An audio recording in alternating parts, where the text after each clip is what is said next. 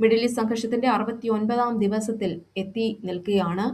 Iran പറയുന്നത് U S ഇറാന്റെ ഒരു ടാങ്കർ അറ്റാക്ക് ചെയ്തു എന്നാണ്.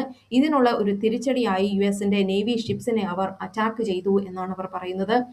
കൂടാതെ അവർ യുഎഇയിലേക്ക് ഡ്രോൺസും മിസൈൽസും അയച്ചു. എന്നാൽ യുഎഇ ഈ ഡ്രോൺസിനെയും മിസൈൽസിനെയും എല്ലാം ഇന്റർസെപ്റ്റ് ചെയ്തു.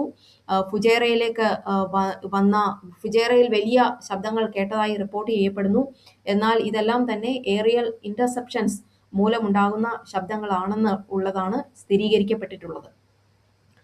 അതേസമയം സ്ട്രേറ്റ് ഓഫ് ഹോർമൂസിൽ ഏകദേശം 1500 കപ്പലുകളോളം കുടുങ്ങിക്കിടക്കുന്നതായിട്ടാണ് ഇന്റർനാഷണൽ മാരിടൈം ഓർഗനൈസേഷൻ റിപ്പോർട്ട് ചെയ്യുന്നത്.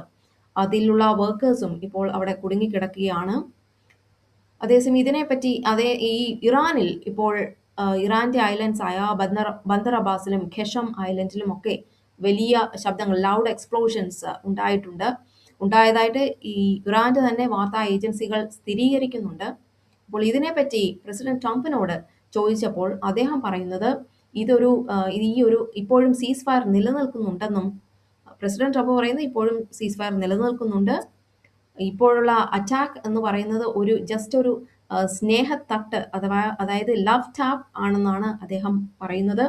ഇറാൻ എത്രയും പെട്ടെന്ന് ഒരു ഡീലിൽ എത്തിച്ചേരണം എന്നാണ് പ്രസിഡന്റ് ട്രംപ് പറയുന്നത്.